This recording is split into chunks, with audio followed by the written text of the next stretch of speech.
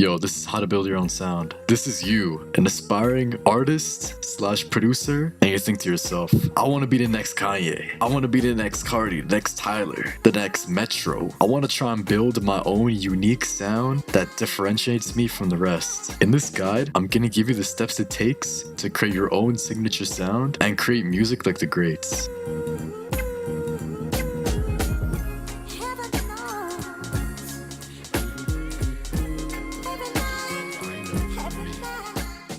The reason I chose to be an artist is to demonstrate this is how I see it. If I'm undermining my taste for some commercial idea or it defeats the whole purpose of doing this. I'm doing me, and you can like it or not, but either way, this is still how I see it.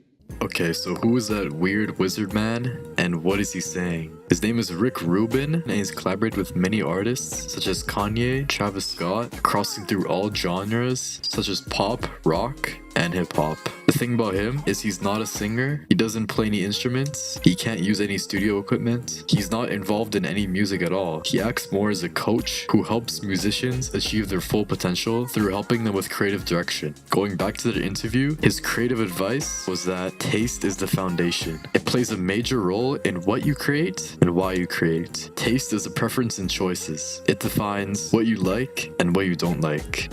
And music is subjective, objective. Everyone has their own unique tastes and likes something a bit different. The most important thing is to find what speaks to you, that guy. And remember that not everyone has to like it. So step one in developing taste, listen to a wide range of artists, focus on the feeling of the songs, and think about what you like and don't like about them. Step 1.5 is to refine your taste over time. This will happen as you listen to music over the years and keep updating your playlist with new songs you like. And the thing is, taste is not constant, so it's changing. In summary, taste is the foundation of artistry. You should always create for yourself, and you should refine your taste and be definitive of what you like and don't like.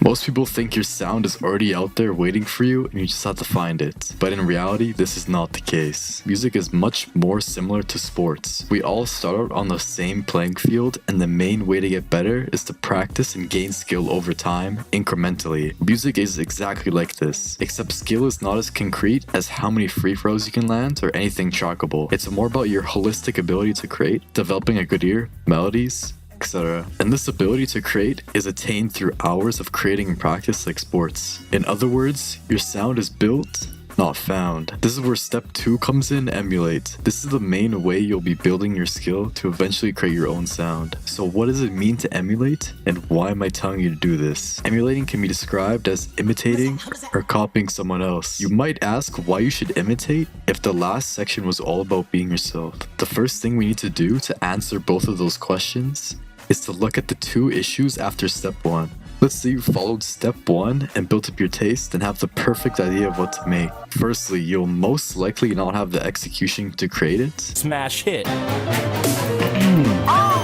And secondly, have no idea how to start. This is where emulating comes in. It'll help you give the execution to create your ideas and give you a foundation to build from. So how do I emulate? Is it as simple as copying my favorite artist's style? Well, yes, and let me tell you why. When we try to copy an artist's style that we want to replicate, what ends up happening is it usually doesn't turn out exactly the same, which is actually a good thing, and leads us to creating our own version of sorts, which also answers the question of how emulating can actually reveal ourselves. Emulating is not just about copying, it includes studying your favorite artists and songs, learning and watching videos on what the best do, and actually creating a similar style of sound. And once you repeat these things daily, your mastery in music will level up and bring you one step closer to innovating.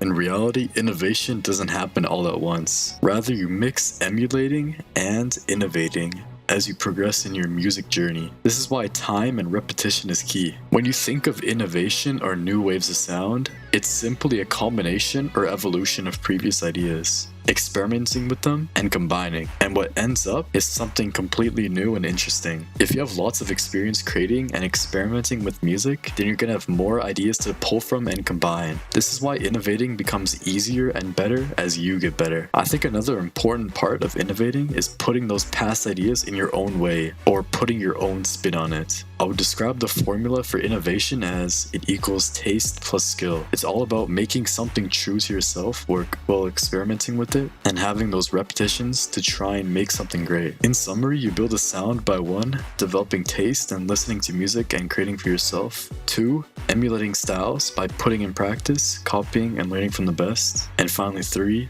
innovating by combining ideas and experimenting. If you enjoyed this video and want to see more creative content, you can support me on Patreon, where you can get early access to upcoming videos, and you can see your name right here at the end of my videos. Anyways, thanks for watching.